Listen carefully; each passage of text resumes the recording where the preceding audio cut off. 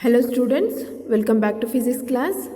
So hope you all are keeping fine. So in the previous video we were discussing about the floating and sinking of an object. So you know that if the object is having less density than compared to the liquid in which it is immersed, then the object will float. If the object is having more density than the liquid, then the object will sink in that liquid. So in today's class we are going to see principle of flotation. So when a body is immersed in a liquid, the following two forces act on it. The first one, the weight of a body W acting vertically downwards. This force has tendency to sink the body. Okay, the next one is a buoyant force of the liquid acting vertically upwards. The buoyant force is equal to the weight of the liquid displaced by the immersed part of the body. This force has a tendency to move the body up. There are two forces acting on it. One is the weight of the body, which is vertically downwards, and one more is buoyant force, which is acting vertically upwards. Okay, so these two forces act on a body when it is immersed in a liquid. So did you understand what is a buoyant force? When a body is immersed in fluid, an upward force is exerted by the fluid on the body. This is called the buoyant force. This upward force is equal to the weight of the fluid displaced by the body and is called the force of buoyancy. Okay, this buoyant force is also called the upthrust. Okay, so now there can be the following three possibilities. The first one, if the weight of an object is greater than the buoyant force, then the object will sink. Okay, so in this case the resultant force on the body is weight of the body minus the buoyant force, which acts downwards. The body will sink in the liquid to the bottom under the influence of the resultant force. Okay, this happens when the density of a solid is greater than the density of liquid. So you know that when the density of a body is greater than the density of liquid, the body will sink. The first case is if the weight of the body W is greater than the buoyant force, then the object will sink in the liquid. Okay, so the second one is if the weight of an object is less than the buoyant force, then the object will float. Okay, in this case the resultant force act on the body upwards.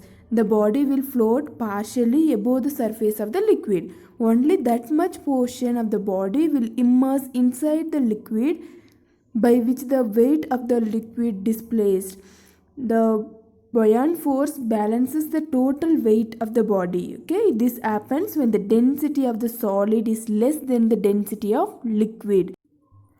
That is, the body floats partially submerged when the density of a body is less than the density of liquid.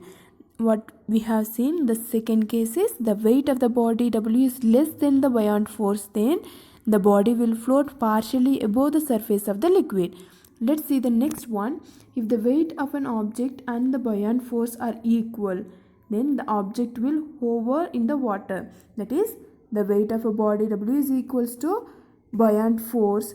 In this case the resultant force on the body is 0, that is the apparent weight of the body is 0.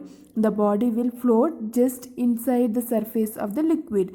Okay, this happens when the density of a solid is equals to the density of liquid. So when the density of a body is equals to density of the liquid, the body floats just inside the liquid surface like this. Okay, so we have seen three cases. First one, the weight of the body W is greater than the buoyant force, then the object will sink. The second one, if the weight of the body W is less than the buoyant force, then it will float partially like this. And the third one, if both are equal, if the weight and the buoyant force are equal, then it will be floating inside the liquid like this. Okay, so did you understand all the three cases? From all these three cases, we can say a body of density greater than the density of liquid sinks inside the liquid, while a body of density equal or less than the density of liquid floats on the liquid. Okay. Next, we will see law of flotation. So when a body floats in a liquid, the weight of the liquid displaced by its immersed part is equal to the total weight of the body. This is the law of flotation. That is, while floating, weight of the floating body will be equal to weight of the liquid displaced by its immersed part. For example, you can see the boat's mass is 1000 kg. So what will be the amount or mass of the displaced water? It will be also 1000 kg. That is why it is floating, right? So the boat is less dense than the water, so it displaces a mass equal to its own instead of sinking. So in other words, according to the law of flotation, the apparent weight of a floating body is zero. A body floats with its major portion outside the surface of a liquid of higher density than that of liquid of low density. Okay, we'll see that using a activity. Okay, take two identical small blocks of wood. Okay, you're going to take two identical small blocks of wood, label them as A and B. Take a water in a beaker labeled as P and glycerin in another beaker labeled as Q. Okay, the second step is place the wooden block A on the surface of the water in beaker P and the wooden block B on the surface of the glycerin in a beaker Q. Okay, like this. So you can see less portion of wood is submerged in glycerin than in water. So while floating, so you can see what is the reason, right? So what is the reason? So it is because the block A floats in water with its less portion outside the water surface than block B, which has its major portion outside the glycerin surface. Because the density of wood is less than the density of water as well as the density of glycerin. The density of glycerin is more than the density of water, so it is floating much.